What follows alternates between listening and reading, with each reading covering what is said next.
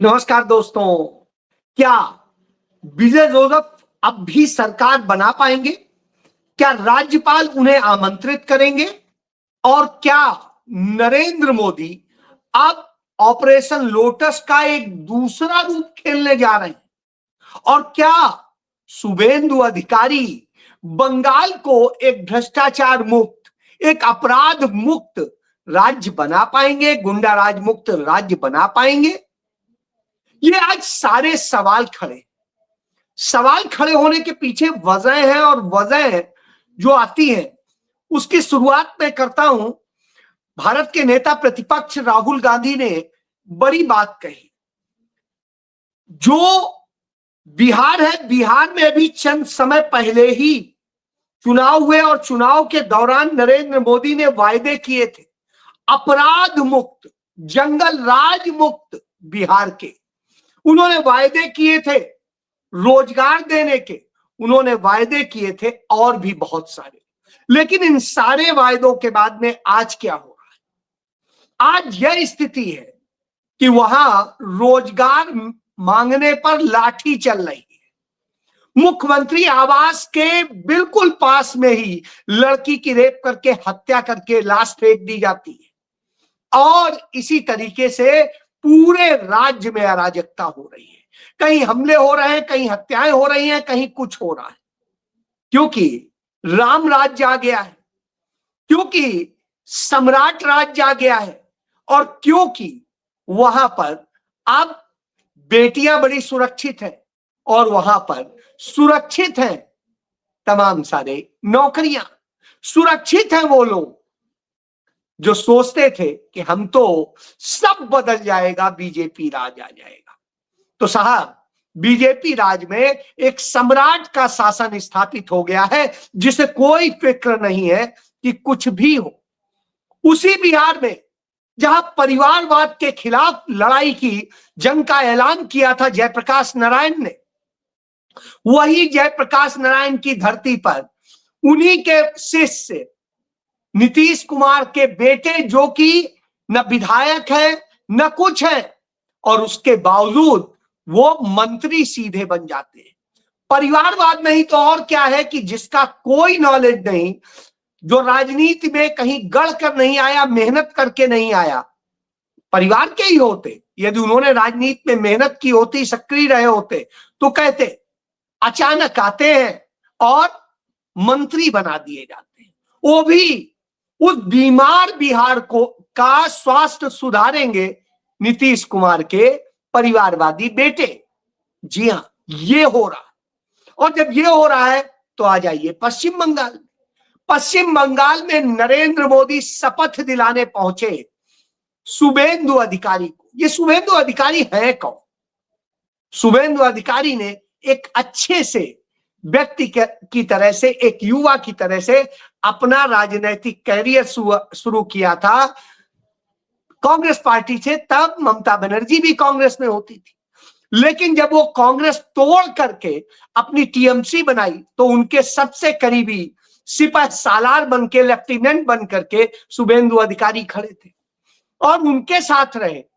नरेंद्र मोदी 2016 में वहां एक सभा कर रहे थे और उस सभा में बता रहे थे शुभेंदु अधिकारी के गुण, कि वो कैसे पैसा लेते हैं, किस तरह से कहते हैं और ले आओ, बड़ा कम लाए हो, अच्छा जल्दी लाना, और भी लाना, इनको भी दे देना।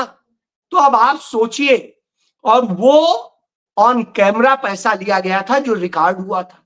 उसके अलावा भी तमाम सारे घोटालों के और सबके आरोप थे। साहब, कहा गया कि बिहार में तो अब राज स्थापित हो रहा है, तो जो राज स्थापित हो रहा है जिसमें भ्रष्टाचार मुक्त होगा, तो ऐसा व्यक्ति भ्रष्टाचार मुक्त करेगा जो खुद भ्रष्टाचार के आरोप में रहा हो, और जिस पर इतने गंभीर आरोप रहे हो, और जिस पर खुद प्रधानमंत्री नरेंद्र मोदी प्रधानमंत्री रहते हुए आरोप लगाते रहे हो, बताते रहे हो।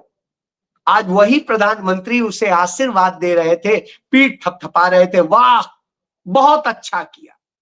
अब दूसरी बात आता हूं कि बहुत हुआ नारी पे वार, तो उसी पश्चिम बंगाल को लेकर के राष्ट्रपति द्रौपदी मुर्मू ने कहा था बस बहुत हुआ, अब नहीं। और उसके बाद यह स्थिति है, जब से वहां पर भारतीय जनता पार्टी जीती है, घरों में घुस घुस के महिलाओं की इज्जत उतारी जा रही है, उनके साथ में वो हर हरकत हो रही है जो घिनौनी है, गिरी हुई है। और ये सब हरकतें करने पे कोई कार्रवाई नहीं होती है, पुलिस खड़ी तमाशा देखती रहती है। तमाम सारे लोगों के घरों पे, तमाम सारे पूर्व मंत्रियों और मुख्यमंत्री के घर पर सब जगह प्रदर्शन हो रहे हैं, गालियां दी जा रही हैं, अराजकता मची हुई है। लेकिन जश्न के माहौल में भारतीय जनता पार्टी और उसके एनडीए अलायंस के मुख्यमंत्री वहां मौजूद होते हैं। पुलिस जनता की सुरक्षा के लिए नहीं, उनके लिए लगी हुई थी। और यही नहीं, नारे भी लग रहे थे तो गाली देने के। नारी वंदन ऐसा था कि नारी को गाली देना वंदन हो गया। तो और एक नारी जो वहां पर मुख्यमंत्री थी, उसकी जगह जिसे मुख्यमंत्री बनाया गया, उसका इतिहास है कि वो नारियों का अपमान करने का, और उसके बाद में उसे मुख्यमंत्री बना दिया जाता है। किसी नारी को मुख्यमंत्री नहीं बनाया जाता, किसी नारी की बात नहीं हो रही है वहां पर। तो बात हो रही है उस मुख्यमंत्री की जो खुद उन सब में संलिप्त है, चाहे भ्रष्टाचार हो, चाहे दूसरे और अपराध। तो अब आप सोचिए कितना बेहतरीन राम राज्य स्थापित करने का काम भाजपा कर रही है। इसके पहले भी हम देख चुके हैं कि असम में यही हुआ। असम में जो एक कह के आए थे, उसी वहां के हेमंता बिस्वा शर्मा के बारे में कहा करते थे कि वो तो रिश्वतखोर है, उस पर बुकलेट छापी गई थी, उसके भ्रष्टाचार की कहानियां गढ़ी जा रही थी, कहानियां सुनाई जाती थी।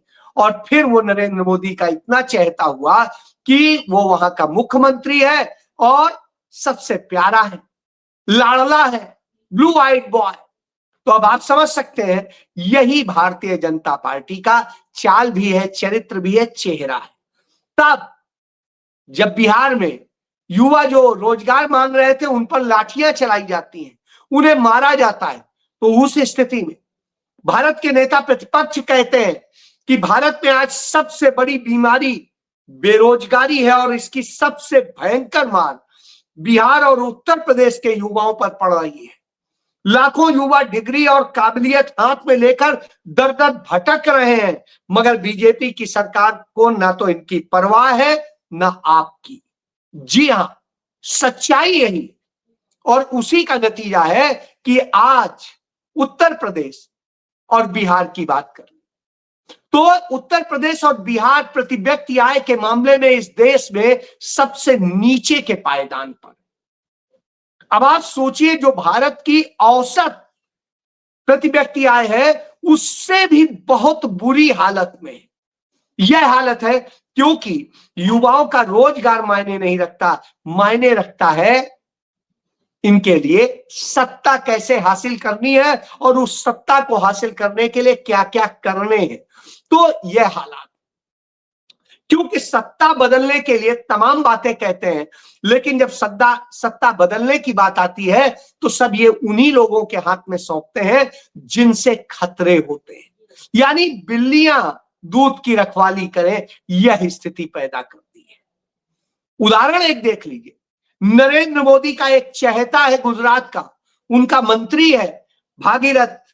तो जो भागीरथ का लड़का अपने फार्म हाउस पर एक लड़की को, छोटी लड़की को, नाबालिग लड़की को लाता है, उसका यौन शोषण करता है और उसके साथ में न जाने क्या क्या करता है।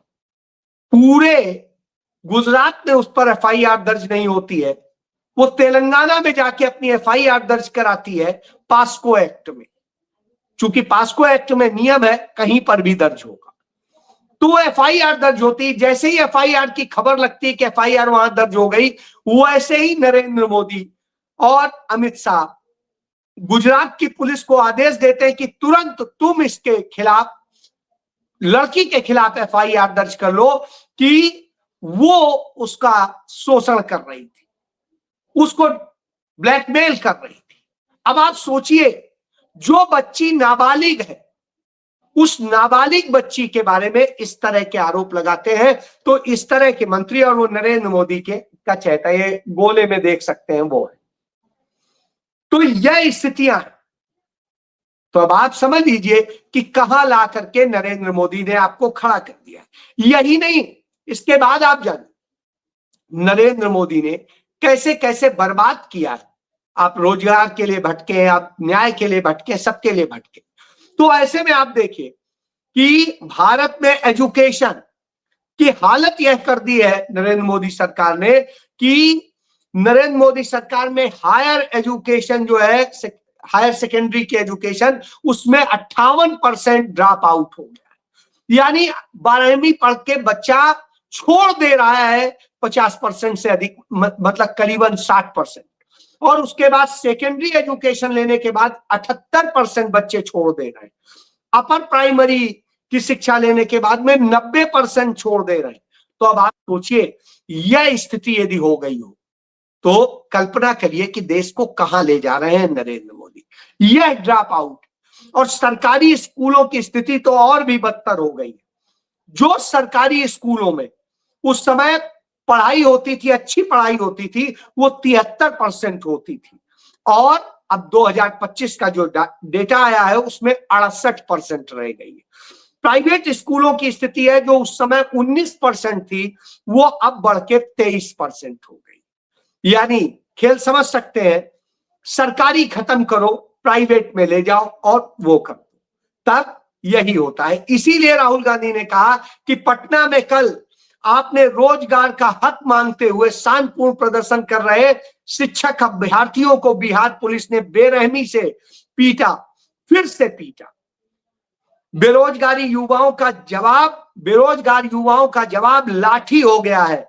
भारत की यह स्थिति हो गई कि भारत का युवा बीजेपी के झूठ से तंग आ चुका है, और वो अब चुप नहीं बैठेगा। कांग्रेस उनके साथ खड़ी होकर हर मोड़ पर लड़ेगी। जी हां, तो यह बताया गया। बहरहाल यह तो हुई एक बीजेपी शासन की बात।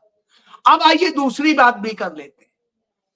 दूसरी बात है अवैध तौर पर चोरी करना, सरकार चोरी करना, वोट चोरी करना, और ये सब। आपने वोट चोरी के किस्से महाराष्ट्र से, हरियाणा से, मध्य प्रदेश से, छत्तीसगढ़ से और दिल्ली से, उसके बाद में बिहार में, बंगाल में, असम में बड़े स्पष्ट देख ली। और ये जब साफ दिखाई दे रहे हैं कि किस तरह वोट चोरी की गई है, तभी एक सरकार बनाने का काम चल रहा है। और सरकार बनाने के लिए दावा पेश कर रहे हैं, बार बार पेश कर रहे हैं। कौन? जो जीते हैं विजय जोसफ। विजय जोसफ 108 सीटें लेकर के आए, सबसे बड़े राजनीतिक दल के रूप में वो विधानमंडल में पहुंचने की स्थिति में। लेकिन नरेंद्र मोदी सरकार चोरी करने की पूरी साजिश कर रही है अपने राज्यपाल के जरिए। इसलिए उन्हें शपथ ग्रहण के लिए नहीं बुला रहे। कभी कहते हैं कुछ आओ, कभी कहते हैं कुछ आओ। तो अब विजय जोसफ ने उन्हें पत्र सौंप दिया कि हमारे पास इतने विधायक हैं, वो पार्टियां दे रही हैं अपना समर्थन। तो टीवीके के 108, कांग्रेस के 5, और उसके बाद सीपीआई के 2, सीपीआईएम के 2, और इसके बाद वीसीके के 2, और अब इंडियन यूनियन मुस्लिम लीग के भी जो 2 सदस्य हैं उन्होंने भी दे दिया। सबने लेटर दे दिया। बावजूद इसके, यानी 121 हो चुके हैं सदस्य, और 121 सदस्य होने के बावजूद अब तक राज्यपाल ने बार बार दावे करने के बाद भी राज्यपाल ने विजय जोसफ को शपथ ग्रहण के लिए आमंत्रित नहीं किया, क्योंकि पूरी सरकार चोरी करने की साजिश चल रही है। और इस साजिश में यही नहीं, डीएमके भी शामिल। डीएमके के बारे में सीपीआईएम के जो महासचिव है मिस्टर बेबी, उन्होंने बताया कि डीएमके किस तरीके से दबाव बना रही है उन लोगों पे कि वो एआईडीएमके का साथ दे दे, और डीएमके उसे बाहर से सपोर्ट दे दे, और भाजपा की सबसे प्यारी पार्टी एआईडीएमके सरकार बना ले। वैसे तो डीएमके भी भाजपा की सबसे ज्यादा साथी रही है। डीएमके का उदय ही कांग्रेस के विरोध से हुआ था, लेकिन जब कांग्रेस बहुत ताकत में आती रही तो ये कांग्रेस के साथ खड़े हो गए। जब एआईडीएमके के साथ में बीजेपी खड़ी हो गई तो मजबूरी में वो कांग्रेस के साथ आए। तो अब आप समझ सकते हैं कि इस तरह से पूरी सरकारें चोरी करने की कोशिश की जा रही। कमोवेश यही स्थिति और भी तमाम दलों की है। आपने यही स्थिति ममता बनर्जी की भी देखी है। ममता बनर्जी का भी यही स्थिति है, उन्होंने भी बीजेपी को बढ़ने में मदद की। यही मुलायम सिंह यादव ने की। मुलायम सिंह पहला चुनाव जो जीते थे वो चुनाव वो तत्कालीन बीजेपी की जो मां है जनसंघ की मदद से जीते थे। पहली बार मंत्री भी जनसंघ की मदद से बने थे, पहली बार मुख्यमंत्री भी जनसंघ की मदद से बने थे। और 2003 में मायावती के खिलाफ जब उन्होंने सरकार बनाई थी, उनकी सरकार गिरा के, तो भी बीजेपी की मदद से बनाई थी। यानी आप किस्सा समझ सकते हैं। तो अब यह भी खेल चल रहा है। तो भाजपा ने एक साजिश रची है कि अब एक थर्ड फ्रंट फिर से बनाया जाए, क्योंकि थर्ड फ्रंट बनेगा तो वोट बट जाएगा और नरेंद्र मोदी की सरकार फिर ताकत से आ जाएगी, जैसे 2019 में आई थी। थर्ड फ्रंट बोला जा रहा था और उसके बाद में वही थर्ड फ्रंट मोदी की सरकार बनवा रहा। तो उसी तरीके से अब फिर से करने की साजिश रची जा रही है। बदले में आप मुख्यमंत्री की कुर्सी ले लेना। तो आप समझिए इस तरह के लालच दे करके सारा खेल किया जा रहा है। और इस साजिश में वो सारे दल शामिल हैं जो कभी ना कभी बीजेपी के साथ रहे हैं। और एक भी ऐसा दल फिलहाल नहीं दिखाई देता है जो बीजेपी के साथ ना रहा। जी हां, कोई दल नहीं कह सकते, कांग्रेस को छोड़ के सिर्फ कांग्रेस ही है जो बीजेपी से अलग रही। यही बात राहुल गांधी ने अपनी सभा में कही कि अकेले कांग्रेस ही है जो बीजेपी से लड़ सकती है, उसे हटा सकती है, बाकी कोई भी नहीं ये कर सकता है। किसी भी पार्टी में दम नहीं है, क्योंकि सब कहीं ना कहीं दब जाएंगे, डर जाएंगे, बिक जाएंगे या सौदेबाजी हो जाएगी। तो अब आप समझ लीजिए, तो चोरी करने के तमाम तरीके हैं। चोरी भी करेंगे और ऐसी सरकार बनाएंगे जहां आपका सब कुछ असुरक्षित रहे। और जहां जहां बीजेपी सरकार है उसके नतीजे एनसीआरबी की रिपोर्ट में दिखाई देते हैं कि बीजेपी की सरकार जहां जहां बन गई वहां वहां न महिलाएं सुरक्षित, न संपत्ति सुरक्षित, न वहां की कानून व्यवस्था सुरक्षित, न लोग सुरक्षित, न शिक्षा सुरक्षित और न आपकी नौकरियां सुरक्षित। यानी आपका पूरा भविष्य खत्म।